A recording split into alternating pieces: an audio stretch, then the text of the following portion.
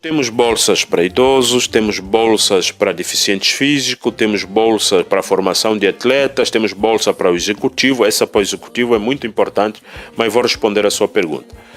O envelhecer não é ver a pessoa virar sucata humana. O envelhecer não é outra coisa, senão apenas o aspecto mecânico funcional. Essa matéria, isso aqui, isso é mecânico, isso é mecânico. Isso é que envelhece, não a consciência, não a lucidez. Então, o que acontece no terceiro mundo? Nós estamos a assistir o ser humano ser transformado como sucata humana, onde de determinada idade os sonhos são levados à parte, proibido sonhar. Eu que vos falo, eu, que aqui você está a ouvir a falar, eu fui compreender o envelhecer noutros povos. Eu em São Paulo, que é o Brasil, trabalhei num programa da Liga de Estudantes Africanos, no programa Laços Étnicos Culturais, e dada altura tinha que pensar o envelhecimento urbano. O que é envelhecer na cidade? As memórias do homem negro dentro de uma grande cidade. O Estado consome memórias, o Estado contrata memória, o Estado paga, remunera as memórias. A excelência de educação é também pensar num currículo que interage com as gerações, a interação das gerações. É preciso que a criança perceba a cidade. A criança, na verdade, ela vai crescendo naquela cidade e vai se apropriando dela. Até o dia que ela vai ficar jovem e vai dizer, pai, vou vir mais tarde. Aí o seu filho já descobriu onde ficam os bares, já descobriu onde fica a discoteca, descobriu muitas coisas naquela cidade. E aí é preciso que nesse processo de formação dessa criança, ela seja apropriada da memória urbana. E essa memória urbana é toda a sua trajetória daqueles adultos que envelheceram naquela cidade. E isso vai no currículo escolar, isso entra no espaço escolar, isso entra e o Estado compra isso. Essa nossa experiência de trabalhar com o envelhecer em São Paulo, era preciso que o Estado, a administração municipal de São Paulo, comprasse a memória do idoso refugiado, do idoso negro. Essa memória se paga, se remunera. E isso também é uma forma de combater a miséria, a pobreza. Então imagine que o seu avô vai à escola que fica próxima à vossa casa para contar uma história de como era aquele bairro há 50 anos atrás. E o Estado considera que aqueles 45 minutos que ele foi falar custa o equivalente a 45 minutos de um mestre. Como funciona os países? Eu tenho que falar isso porque eu não sei quem vai estar ouvindo esse áudio.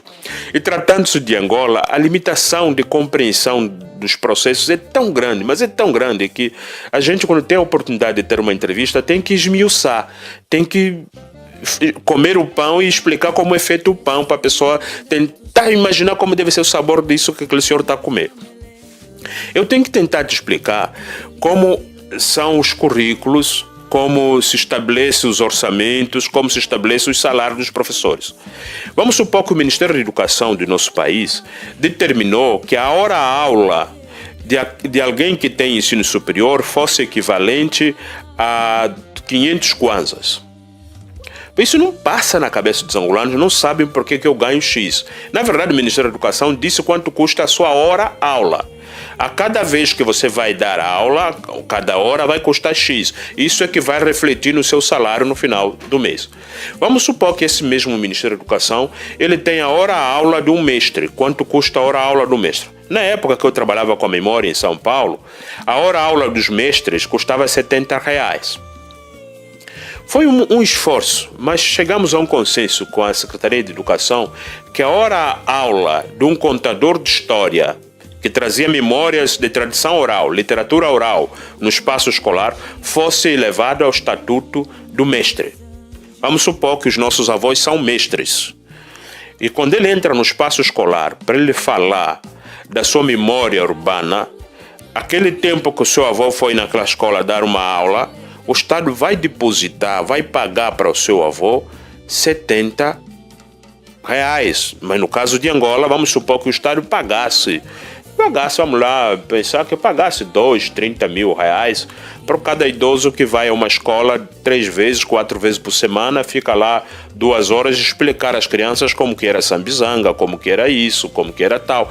Isso é dar às crianças o sentido de pertença à República. Olha, tanta volta que eu dei para falar do idoso. Mas a pergunta foi somente: e esse pacote que você tem do idoso? Pois é.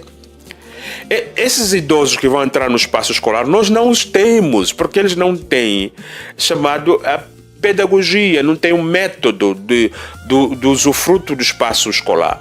E não houve paradas pedagógicas, não houve reciclagens, não houve formações para pensar como introduzir o idoso no espaço escolar. Mas podemos falar de idosos que foram ministros, de idosos que foram governadores, de idosos que foram professores. Esses podem muito bem nesse espaço.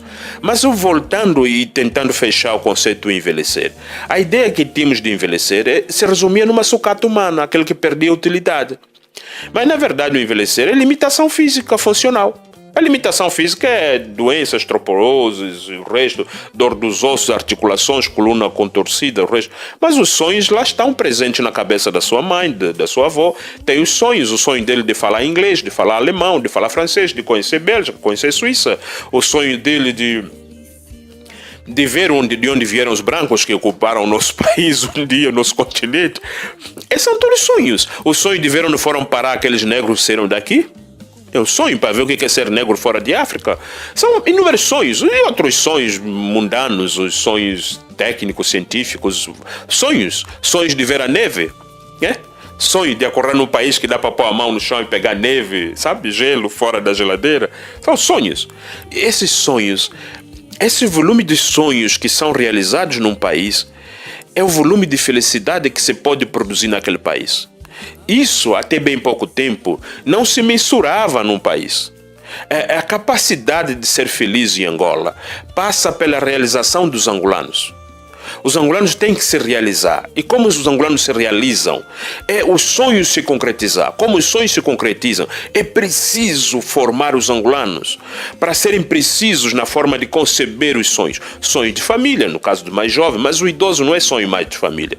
Mas também esbarra um pouco no sonho de família. Mas uma pessoa de idade avançada, ela carece de estímulos para a leitura, isso lhe faz bem. A saúde intelectual é importante, a saúde psicológica é importante, não é só aquela mecânica funcional que nos permite perceber a idade. Mas você pode perceber a idade na cadeia de raciocínio, mas a idade no sentido da lucidez. E aí você tem que ter agências de intercâmbio que permitam até o último segundo de vida de uma pessoa, se ele quiser, tem que realizar os seus sonhos. Então, eu quero fazer faculdade. Os outros países, quem me assiste não sabe, muita coisa que os angolanos não sabem, é que existe a universidade de terceira idade.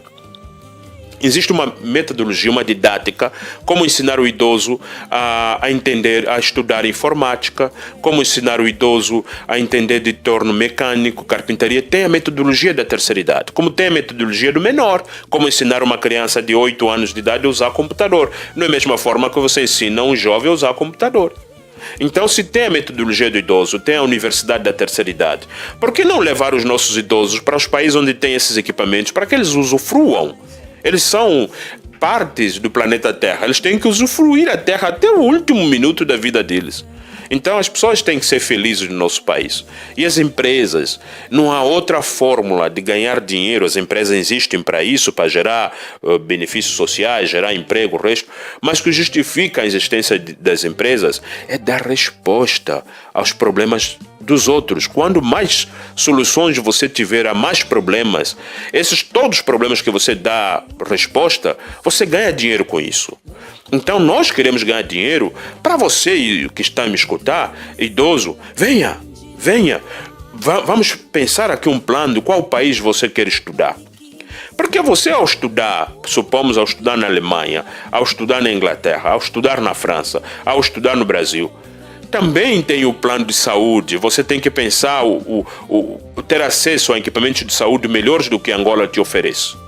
Se você tem poder econômico, vamos te dar uma fatura. Se você não tem poder econômico, concorra com outros idosos de menor poder aquisitivo.